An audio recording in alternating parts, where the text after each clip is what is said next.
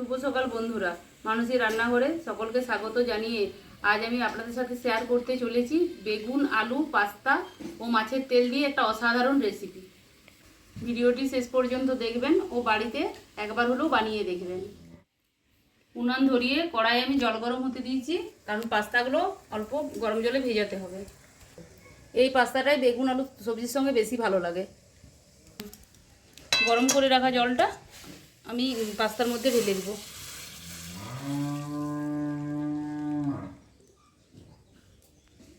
এর জন্য নিয়েছি আমি আলু, বেগুন, ওই মাছের তেলটা আমি নুন হলুদ মাখিয়ে নিয়েছি। অলরেডি গরম হয়ে গেছে, আমি তেল দিয়ে দেবো।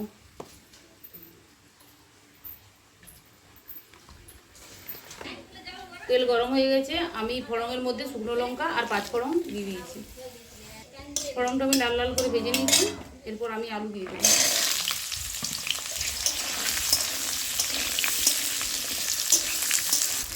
পুরো সবজিটা করার জন্য আমি একেবারে আলুর উপরে নুন আর হলুদও দিয়ে দেবো।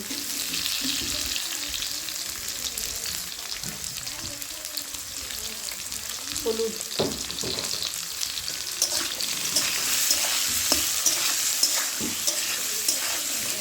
আলুটা আমি হালকা করে ভেজে নিয়েছি। কুচিয়ে রাখা পেঁয়াজ ও মাছের তেলটা একসঙ্গে ভেজে নেব।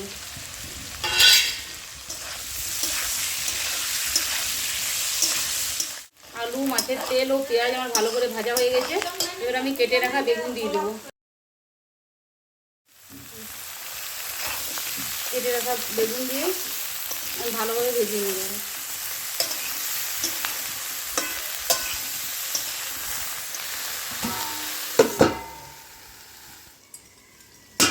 আমি ঢাকাটা খুলে নেব। ঢাকাটা খুলে খুলে বার কত করে নেড়ে চেড়ে ভেজে নিয়েছি। বেগুনটা আমার ভালো করে ভাজা হয়ে গেছে।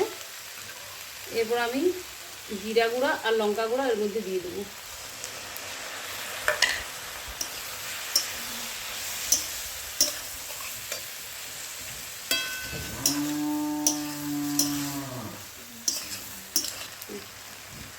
বেগুনটা আমার ভালো করে ভাজা হয়ে গেছে। আমি কাঁচা লঙ্কা 2-3টে দিয়ে দিচ্ছি, আর এই 2টো টমেটো কুচিয়ে দিচ্ছি ছোটো সাইজের। দিয়ে আমি ভালো করে ভেজে নেব ঢাকা দিয়ে।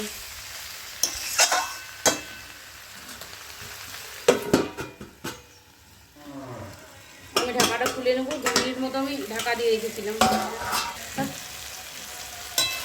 আমি নেড়ে নেব। এরপর ভিজিয়ে রাখা পাস্তাগুলো আমি কেটে নিয়েছি, ওটা দিয়ে দেবো।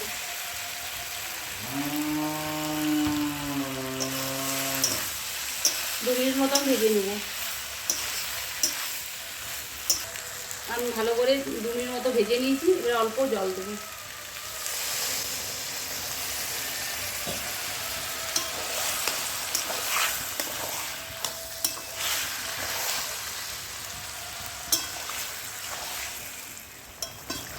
আমার হয়ে গেছে রান্নাটি। আমি ঢাকা দিইনি, আগেই সেদ্ধ হয়ে গেছে ভাজতে ভাজতে। এরপর আমি নামিয়ে নেব।